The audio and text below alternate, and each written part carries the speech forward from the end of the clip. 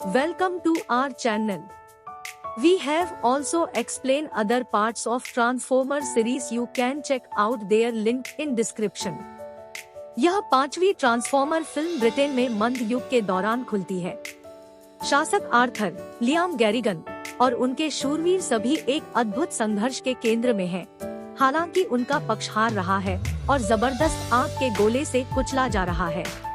Arthur अपनी आखिरी उम्मीद अपने मुख्य सलाहकार और जादूगर मर्लिन, स्टेनली टुकी से उन्हें बचाने की उम्मीद करता है। अलग अलग शूरवीरों ने मर्लिन को सिर्फ एक शराबी बताया। अपने पेय को नीचे लाने के बाद मर्लिन एक साइबरट्रोनियन नाइट पाता है और लड़ाई में उसकी सहायता का अनुरोध करता है। नाइट मर्लिन को एक मजबूत कर्मचारी देता है जो उसे ड्रैगनस्टॉर्म को नियंत्रित करने की अनुमति देगा। मर्लिन कर्मचारियों का उपयोग करता है जो आर्थर और उनकी सेना को उनके दुश्मनों को तबाह करने में मदद करने के लिए ड्रैगनस्टॉर्म को नीचे लाता है। वर्तमान समय में ऑप्टिमस प्राइम, पीटर कुलेन की आवाज अपने निर्माताओं को खोजने के अपने मुख्य लक्ष्य में खो गया है। वह जमे हुए अंतरिक्ष के माध्यम से बहता हुआ दिखाई देता है। ग्रह पृथ्वी पर ट्रांसफॉर्मर को हांगकांग में लड़ाई चौथी फिल्म में के बाद से अवैध माना गया है। ऑटोबॉट्स का विशाल बहुमत एक चट्टान के नीचे रेंगता है, जिसमें टॉपस्पिन क्यूबा में विशेषज्ञ सीमंस जॉन टर्टुरो के साथ कुछ जगह लटका हुआ है।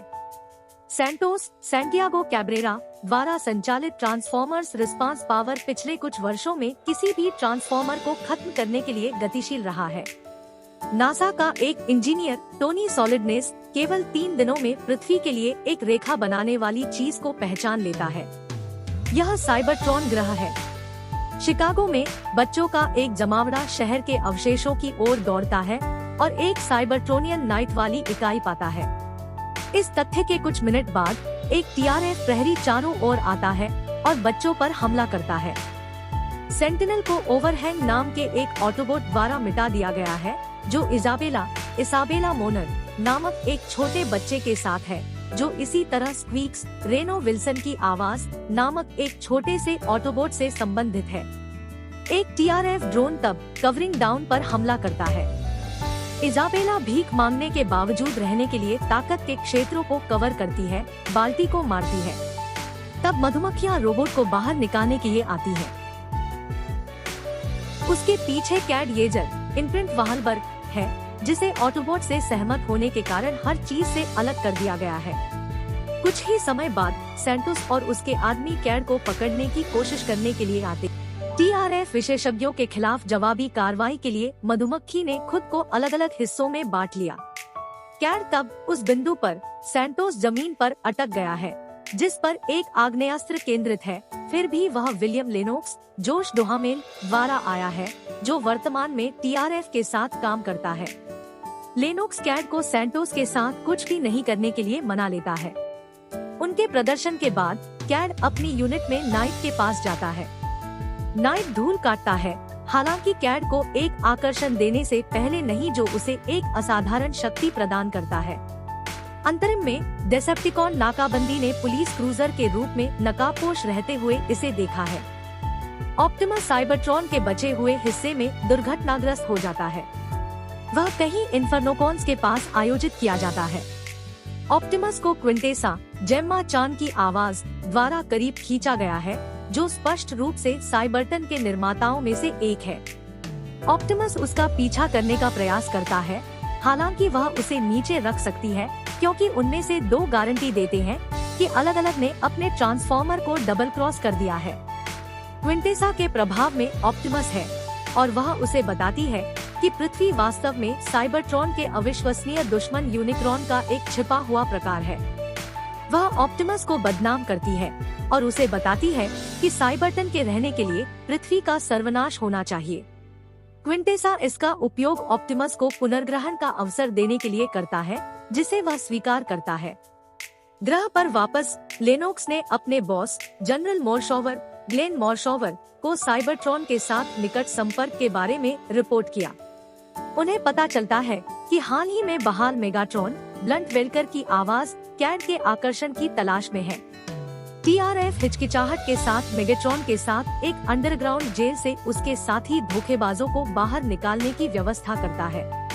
मेगाट्रॉन मोहॉक, नाइट्रो, ज़ीउस और सर्स की मांग करता है। मेगाट्रॉन को ड्रेडबॉट और बेस्कर की भी आवश्यकता है, लेकिन TRF को लगता है कि उन्हें जारी करना बहुत खतरनाक है।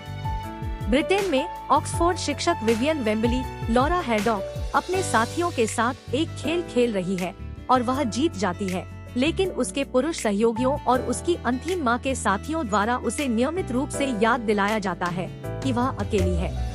विवियन एक आर्थरियन प्रदर्शनी हॉल में एक यात्रा पर जाता है, इन कहानियों को शामिल करने वाली किंवदंती और कल्पना के बारे में अपनी समझ को उजागर करता है और व्यंग्यात्मक रूप से कहता है कि यह सब बकवास है।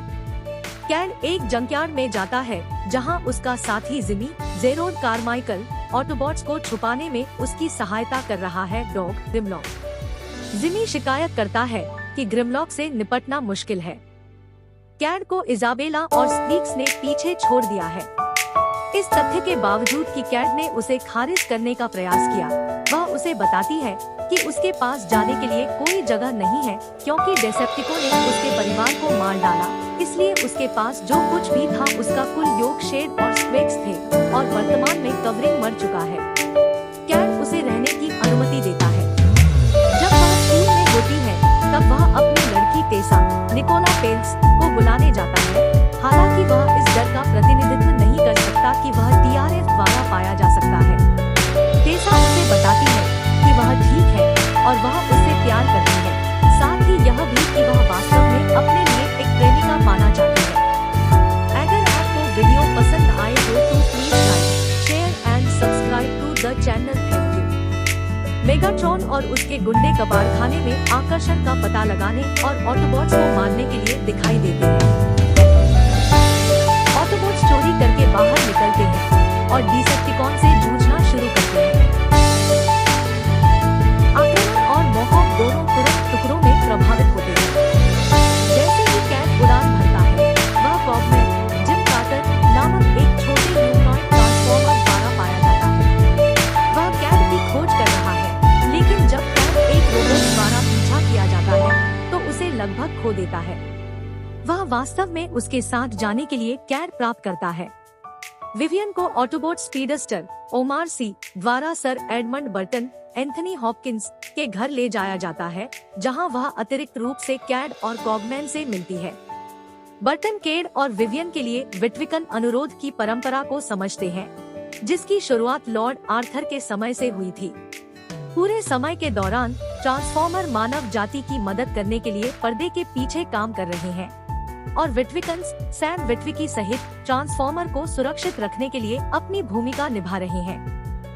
फ्लैशबैक में हम दूसरे महान युद्ध में नाजियों के खिलाफ लड़ाई में अमेरिकी अधिकारियों की सहायता करने वाले ट्रांसफॉर्मर्स को देखते हैं। बर्टन इसी तरह मर्लिन के स्टाफ का संदर्भ देता है, जिसका उपयोग मर्लिन का एक रिश्तेदार ही कर सकता है। वह विवियन को बताता है कि वह उसकी आखिरी रिश्तेदार है और उसके पिता उसके मरने तक इस बारे में चुप रहे। वह इसका इस्तेमाल किसी खतरनाक चीज को पृथ्वी से टकराने से रोकने के लिए करना चाहती है। बर्टन तब आकर्षण का बोध कराता है, जिसने खुद को कैड के ऊपर मोड़ लिया है। इसने उसे चुना क्योंकि यह उसे एक सम्मानित व्यक्ति के रूप में सोचता है। TRF विशेषज्ञ दिखाई देते हैं और सभी को बर्टन के घर से बाहर निकाल देते हैं। ड्रैगस्टर उन्हें अवधि निहित बुलबुले में पकड़कर संक्षेप में रोक देता है। कैड, विवियन, कॉगमैन, बर्टन और हनी बी ने स्टाफ को खोजने में सहायता करने के लिए सीमंस, जो अनुरोध से एक विशेषाधिकार प्राप्त व्यक्ति होने की जरूरत है, की सहायता से पुरानी पनडुब्बी HMS गठबंधन की खोज की। उन्हें समुद्र के निचले हिस्से में ले जाया जाता है, जहां वे नाइट्स के एक कार्यालय में एक मशीन और स्टाफ को ट्रैक करते हैं। नाइट स्कुलेट्रॉन हलचल करता है और सबके पीछे जाता है। अलग अलग शूरवीर उठते हैं और उसी तरह युद्ध करना शुरू करते हैं, जैसे TRF योद्धा भी दिखाई देते। विवियन स्टाफ के लिए जाता है, जो मशीन को सतह तक लाता है। ऑप्टिमस स्टाफ को लेने और क्विंटेसा को देने के लिए प्रकट होता है, ताकि वह मशीन को क्रियान्वित कर सके और इसका उपयोग पृथ्वी की केंद्र ऊर्जा लेने के लिए कर सके और इसे साइबरट्रॉन में स्थानांतरित कर सके, जो सभी मानव अस्तित्व को नष्ट कर देगा। ऑप्टिमस तब उस बिंदु पर हनी बी से लड़ता है, जबकि अभी भी क्विंटेसा के प्रभाव में है। इससे पहले कि ऑप्टिमस घातक झटका दे, मधुमक्खी की आवाज ऑप्टिमस को उसके नियंत्रण से जगाने और उसे याद दिलाने का सबसे मददगार मौका देती है कि वह वास्तव में कौन है। इस तथ्य के बावजूद कि ऑप्टिमस एक बार फिर से महान है, अन्य शूरवीरों ने उसके प्रयास को बेचने के लिए आगे बढ़ने का प्रयास किया। कैड आकर्षण के साथ कदम बढ़ाता है, जो किसी न किसी तरह उसे एक्सकैलिबर का उपयोग करने में सक्षम बनाता है। शूरवीर कैड का सम्मान करते हैं। आखिरी लड़ाई स्टोनहेंज में आती है, जहां मेगाट्रॉन और क्विंटेसा ग्रह पर अपना हमला शुरू करते हैं। साइबरट्रॉन पृथ्वी के अलग अलग हिस्सों को तोड़ना शुरू कर देता है।